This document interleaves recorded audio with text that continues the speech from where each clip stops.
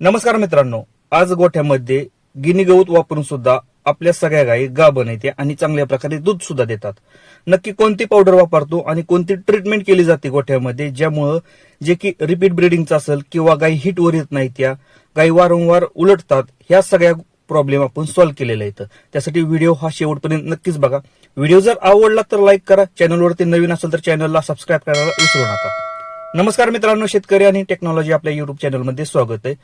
मित्रांनो, सगळ्यात मोठा जो प्रॉब्लेम आहे ना आपल्या गोठ्यामधला, तो म्हणजे रिपीट ब्रीडिंगचा आणि त्याच प्रकारे गायी हिटवर येत नाही. त्या काय होतं की वैरण आपल्याला परवडत नाही, म्हणून बरेचसे शेतकरी म्हणजे माझ्यासारखे जे शेतकरी आहेत ना की गिनी गवत वापरतात. पण गिनी गवतामुळे एक प्रॉब्लेम गोठ्यामध्ये 100% येतो की रिपीट ब्रीडिंगचा आणि गायी हिटवर न येणे. हा सगळ्यात मोठा प्रॉब्लेम आहे. कारण काय होतं की दूध हा खुराकावरती आपण सहजपणे काढू शकतो. खुराक वाढवला की दूध वाढतंय आपल्याला माहिती आहे. पण आपल्याला सगळ्यात मोठा जो प्रॉब्लेम येतो ना तो म्हणजे हिट न येणे आणि गायी उलटतात, त्यालाच आपण रिपीट ब्रीडिंग म्हणतो. मग यावरती काय ऑप्शन आहे मित्रांनो? सगळ्या गोष्टीवरती ऑप्शन असतात, सगळ्या गोष्टीवरती इलाज आहे. फक्त त्या गोष्टी आपल्याला माहित नाही. त्या सगळ्या गोष्टींवरती उपचार सुद्धा आहेत, फक्त आपल्याला माहित नसल्यामुळं आपण माग आहे. असं नाही की तुम्ही मुरघास वापरला म्हणजे तुमच्या गोठ्यामध्ये हे प्रॉब्लेम येत नाहीत, फक्त कमी प्रमाणात येतात. आणि गिनी गवत वापरल्यामुळे काय होतं की थोडं जास्त प्रमाणात येतात. मग ह्याच्यावरती आपल्याला उपचार करावंच लागणार आहे. ते एखाद्या गोष्टीचा रिझल्ट भेटत नाही, एखाद्या गोष्टीचा रिझल्ट भेटतो. पण असं नाही की मित्रांनो गिनी गवत वापरायचं नाही. गिनी गवत एक अशी वैरण आहे की कमी खर्चामध्ये चांगलं उत्पादन आपल्याला मिळवून देते. पण काय होतं की त्याचं साईड इफेक्ट थोडंसं जास्त राहतात मुरघासापेक्षा. यामुळे काय होतं की शेतकरी मुरघासाला जास्त प्राधान्य देतो. पण काय होतं, कधी कधी मुरघास हा परवडत नाही.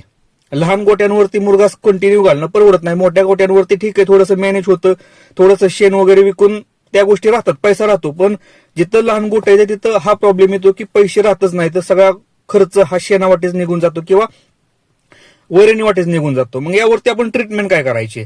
एक गोष्ट लक्षात असू द्या, तुम्ही जर गिनी गवत वापरत असाल आणि गिनी गवताबरोबर वाळले वैरण असेल, किंवा बरेचसे शेतकरी काय करतात की ऊस पण वापरतात आणि ऊसाचं वाढ सुद्धा वापरलं जातं. सीझन चालू झाला की वाढ चालू होतं आपल्या. ह्याचा साईड इफेक्ट काय आहे मित्रांनो? एकच साईड इफेक्ट आहे की फॉस्फरस आणि कॅल्शियम याची डिफिशियन्सी म्हणजे कमतरता होते जनावरांमध्ये. ह्या दोनच गोष्टी कमी होतात. काय होतं की गिनी गवतामुळे आणि वाड्यामुळे, ऊसामुळे फॉस्फरस असू द्या, कॅल्शियम असू द्या किंवा न्यूट्रिशनची व्हॅल्यू जास्त करून काय होतं की फॉस्फरस आणि आपल्याला माहिती आहे की कॅल्शियम ही कमी होतं जनावरांमध्ये. आणि यामुळे काय होतं की आता हे कसं ओळखायचं की लक्षात असू द्या की आपलं जनावर कधीच सुधारलेलं दिसणार नाही, म्हणजे टवटवीतपणा थोडासा कमी राहतो, चकाकी थोडीशी कमी राहते यामुळं.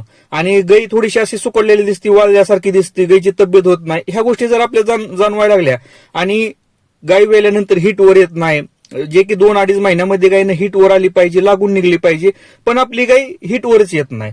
हे गोष्ट कशामुळे मित्रांनो? फॉस्फरस आणि कॅल्शियमच्या डिफिशियन्सीमुळे ह्या गोष्टी होत राहतात.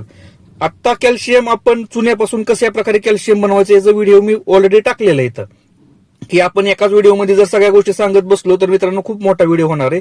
तर कॅल्शियम आपण चुन्यापासून बनवू शकतो. आपल्याला विकत आणायची गरज नाही मित्रांनो. साधारणतः 1 रुपये ते 2 रुपये लिटरनं आपल्याला घरच्या घरी आपण चुन्यापासून कॅल्शियम चांगल्या क्वालिटीचं घरच्या घरी बनवू शकतो. हे व्हिडिओ मी टाकलेले आहेत आणि मी तेच कॅल्शियम वापरतो आपल्या जनावरांसाठी. कॅल्शियमचा प्रॉब्लेम तर सॉल्व्ह झाला. राहिला आता फॉस्फरसचा. फॉस्फरस आपल्याला 2 गोष्टीतून भेटणार आहे मित्रांनो. आपल्याला मिनरल मिक्सचर पावडर चालू करावी लागणार आहे. कोणत्याही कंपनीची वापरा, मी कंपनीचं नाव घेत नाही. तुमच्या लोकल मार्केटला जिथे भेटते तिथून घ्या तुम्ही आणि चालू करा. सकाळी 60-70 ग्रॅम, संध्याकाळी 60-70 ग्रॅम जनावरांना द्यायला चालू करा. पण मॅटर काय होतो की त्या पावडरीमधून तेवढ्या प्रमाणात आपल्याला फॉस्फरस भेटत नाही. आता फॉस्फरसची ट्रीटमेंट कशी करायची? फॉस्फरस आपल्याला इंजेक्शनाद्वारे द्यावं लागणार आहे आपल्या जनावरांना. लक्षात असू द्या, 2 ते 3 महिन्यातून एकदा आपल्याला 200 ते 300 रुपये खर्च करायचा आहे. त्यासाठी आपल्याला सेपरेट व्हिडिओ पण बनवला आहे मी की कशा प्रकारे इंजेक्शन द्यायचं, कोणतं इंजेक्शन द्यायचं. त्यातल्या त्यात सांगतो की मित्रांनो टोनोफॉस्फेन इंजेक्शन द्यायचं आणि इंजेक्शन देताना डॉक्टरांचा सल्ला घ्यायचा आहे. घरच्या घरी ही ट्रीटमेंट करायची नाही.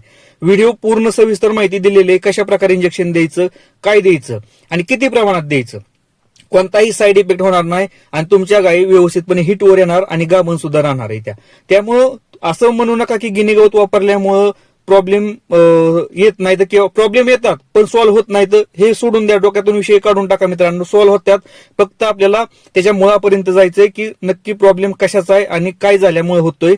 फॉस्फरस मुळे हा सगळ्यात मोठा प्रॉब्लेम होतो आणि फॉस्फरसची ट्रीटमेंट केल्यानंतर गोठ्यातलं बरेचसे प्रॉब्लेम सॉल्व्ह होतात मित्रांनो. फॉस्फरसच्या ट्रीटमेंटवरती जास्त खर्च होत नाही, फक्त आपल्याला त्या गोष्टी माहीत नसल्यामुळं आपण थोडंसं महाग आहे.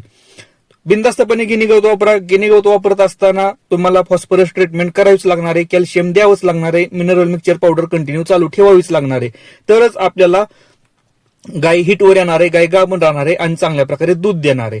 व्हिडिओ जर आवडला असेल तर लाईक करा, चॅनलवरती नवीन असेल तर चॅनलला सबस्क्राईब करायला विसरू नका. धन्यवाद.